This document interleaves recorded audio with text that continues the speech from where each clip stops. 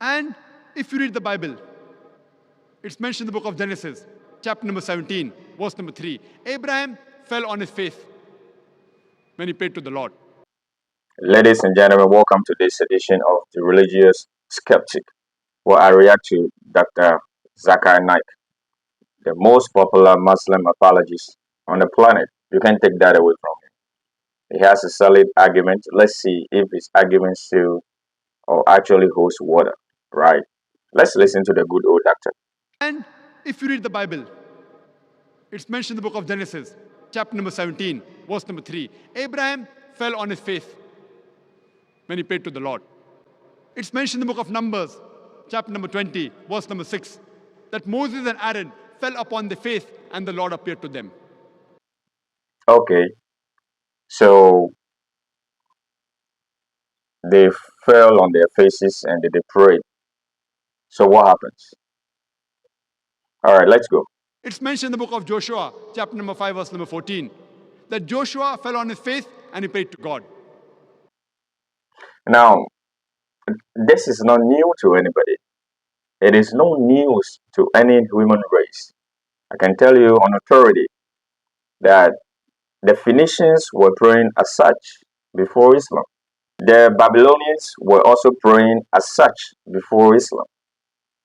Now, the oldest of all human species or human race to have known in history to have started praying that way, from which other human races learned from, are the Africans. In Egypt, the ancient Egyptians were falling on their faces to pray as a form of honor to the object of worship. Now, when they bow down to Osiris or any other god, the Ra they believed in, the idea was not that they were giving all. They know the idea was not that they were showing only Ra. They knew there was a high power above them. My grandmother was a traditionalist, African traditional religion. She prayed like that throughout her life. So whatever Dr. ZAKIR NAIK is saying, it's not anything new to any African. It is only new, some kind of news. It's only going to be news for young Muslims or those who possibly do not open their books. It is in our DNA. So Islam is not a religion to come to teach anyone how to pray. We knew that long ago. All right, continue. Mention the Gospel of Matthew, chapter number 26, verse number 39. In the Garden of Gethsemane, Jesus Christ, peace be upon him, he fell on his face and he prayed to God. So all the prophets of God, they fell on their face and they prayed to God. Okay, let's have this. So he mentioned that Jesus Christ actually also fell on his face and prayed, right? Which is true. Which is true in the book of Matthew, as he mentioned. All right, but what he didn't say, Dr. Naik is supposed to be a doctor, meaning he's done a lot of work. But there is one thing that he's doing here, which a lot of people don't know. Most elderly Muslims know. It's called takir, lying deliberately, deliberately lying to conceal information in order to win people to your side. That is what he's doing. He's lying in what Allah wants that he shouldn't lie. When Jesus fell on his face, what he did right there is he's concealed the other part of the information in the Bible.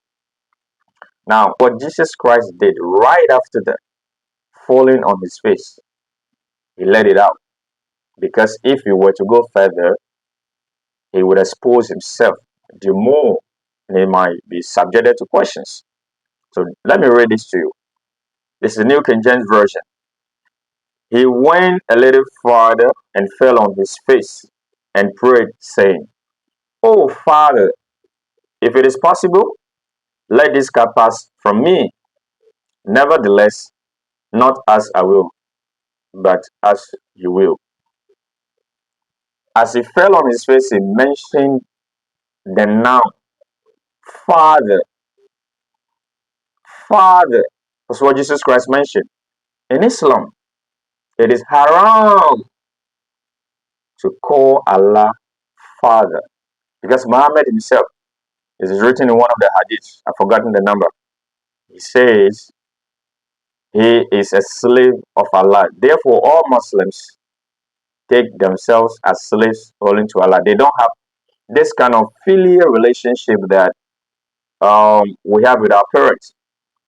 Yes, of course, Allah is not a literal father to anybody, or God is not a literal father to anybody. But metaphorically, God is a father. But in Islam, you cannot say this. Have you ever heard any Muslim calling Allah Father? No, you can't do that. It's haram. You must be subjected to punishment. That is what they don't say. So Dr. ZAKIR NAIK just lied. That's a lie. And ladies and gentlemen, dear, you have it. If you have any other thing you think you have some objections to what I've just said right now on this video, put your comment in the comment section. Hit the like button. See ya.